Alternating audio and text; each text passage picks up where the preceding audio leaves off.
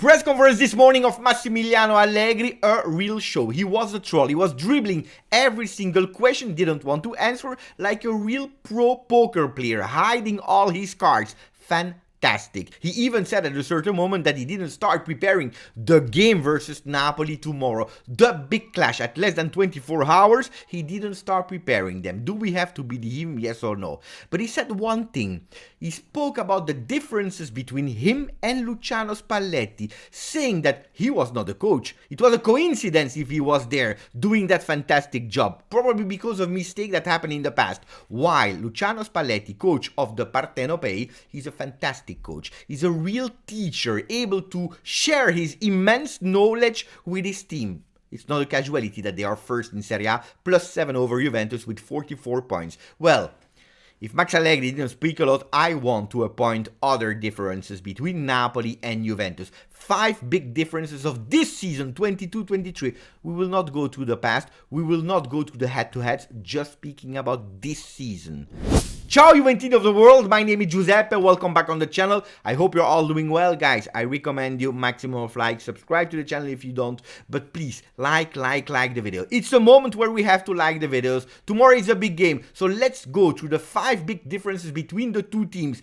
I bianconeri, the black and white old lady, vecchia signora, Partenopei, gli azzurri Napoli. The first one is even too easy to point it out. It's the best attack, always scoring goals at home. This is Napoli, of course, not Juventus. 13 different players went to the score sheet. Incredible. For Napoli, always goals except of Inter 2 games ago. Really strange.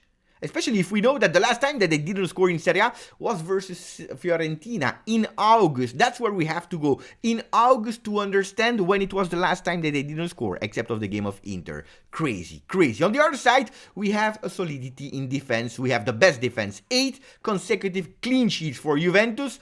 They don't concede a lot of goals. Only 7 in total in Serie A after game day 17. Incredible. Why did that change? Well, thanks to that change in style, of course, going to the 3-man defense. And the good news on top of everything in terms of defensive solidity for Juventus is that Bremer is back. That's the first one. The best attack. They have 39 goals scored versus the best defense, 7 goals conceded. We go to the second point. Harmony and verticality. This is Napoli. A real orchestra. Music. They are playing really beautifully, vertically, always thinking offensively. They understand each other. They communicate really well with each other. Even if a player is not playing and you put another one, he perfectly knows what to do. It's a team that, honestly, even if I'm not a big fan of Napoli, but we have to admit how great they play, not only in Serie A, but also able to show it on international fields, like the big game versus Liverpool. Mamma mia, what a beautiful Napoli. On the other side, hey, we know it, we are Juventini, we hear the critics about the game, or maybe we have to call it the non-game of the Bianconeri. We are cautious and clinical, compact and solid. Typical Allegri team that is back. We have to say finally, because if there is something that you have to expect from Allegri, at least is being compact. Maybe this kind of Cortomuso win that last year were absolutely not there, and we started the season without seeing real teams of Allegri. Well, since a few games, it's back. It's a real typical Allegri team. You like or you don't like.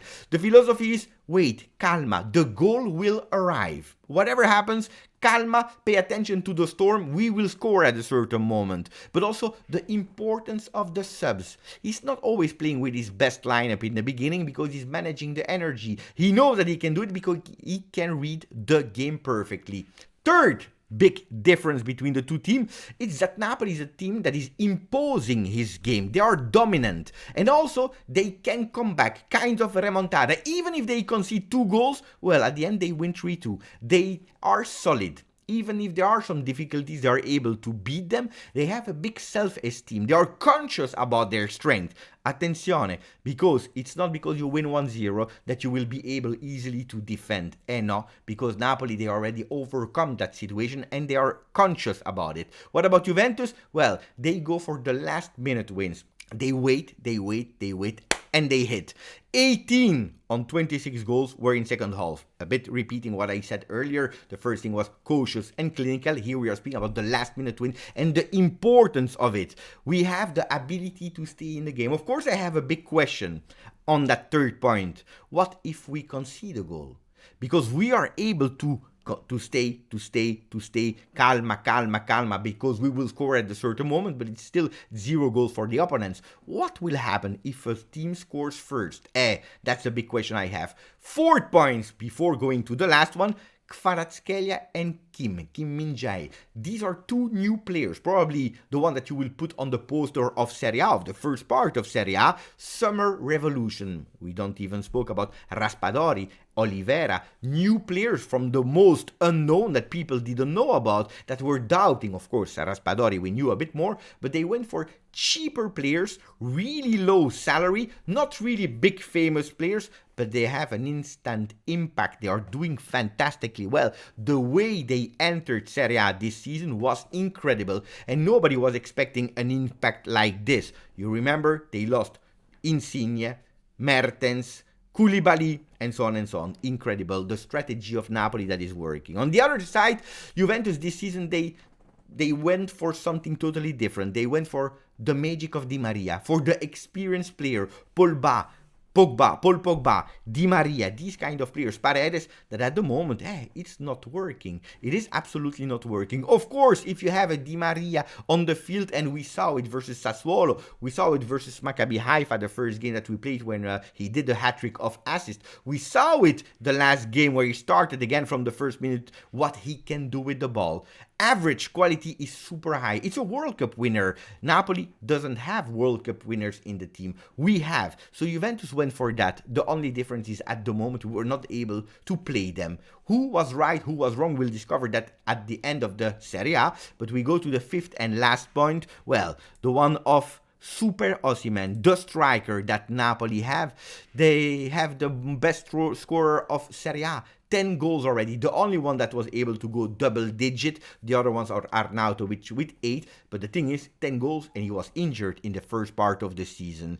He is also a leader of Napoli, a new leader of that Napoli, also when he has not the ball, with his big pressing, but also his behavior. Remember, in the summer, there was a fight between him because of his bad behavior with Spalletti. They found a beautiful communication. He's showing it now on the field.